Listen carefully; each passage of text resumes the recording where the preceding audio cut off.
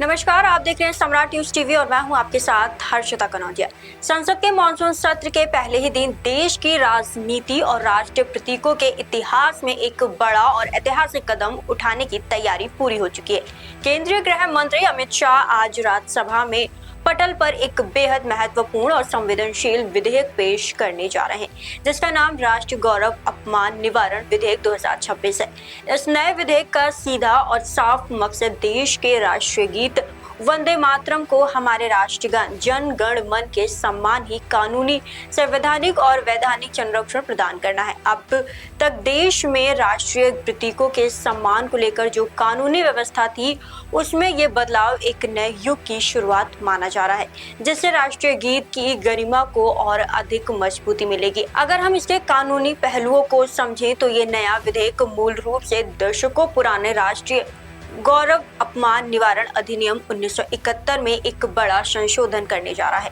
साल 1971 के मौजूदा कानून के मुताबिक अब तक केवल देश के राष्ट्रीय ध्वज, भारत के संविधान और राष्ट्रीय गान जन गण मन का अनादर या अपमान करना ही कानूनी तौर पर एक बड़ा और दंडनीय अपराध माना जाता है। लेकिन लंबे समय से ये मांग उठती रही है कि स्वाधीनता संग्राम की चेतना रहे वंदे मातरम को भी यही दर्जा मिले। इसी को ध्यान में रखते हुए सरकार अब इस नए संशोधन विधेयक के जरिए वंदे मातरम को भी उसी कानून श्रेणी में शामिल करने जा रही है, जिससे इसका दर्जा भी राष्ट्रगान के समक्ष सुरक्षित हो जाएगा।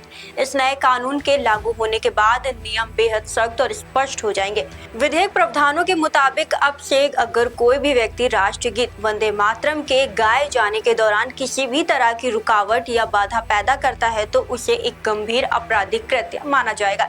इतना ही नहीं, किसी भी सार्वजनिक मंच पर डिजिटल माध्यम से या किसी भी अन्य रूप से राष्ट्रीय गीत का अपमान करने या उसका अनादर करने वालों को सीधे तौर पर कानून का सामना करना होगा। इस अपराध के लिए नए नियमों के तहत दोषी पाए जाने वाले व्यक्तियों को अधिकतम 3 साल तक की जेल की सजा और भारी जुर्माने का सामना करना पड़ेगा, जिससे ये साफ संदेश जाता है कि राष्ट्रीय अस्मिता के साथ कोई समझौता नहीं होगा। केंद्र सरकार की ओर से राष्ट्रीय गीत को ये ऐतिहासिक सम्मान देने की टाइमिंग भी बेहद खास है।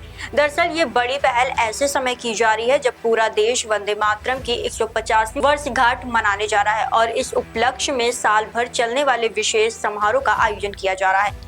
आपको बता दें कि इस कानूनी कदम से पहले भी केंद्रीय गृह मंत्रालय ने इस दिशा में जमीन तैयार कर दी थी, जब मंत्रालय ने सभी राज्यों को आधिकारिक पत्र लिखकर यह निर्देश जारी किया था कि देश में उन सभी सरकारी और आधिकारिक कार्यक्रमों में वंदे मातरम को बजाना या गाना अनिवार्य होगा। जहां जहां राष्ट्रगान जन गण मन गाया जाता है, अब इस कानून के संसद से पारित होने के बाद राष्ट्रीय गीत का अनादर करने वालों के खिलाफ कानूनी शिकंजा पूरी तरह से कस जाएगा।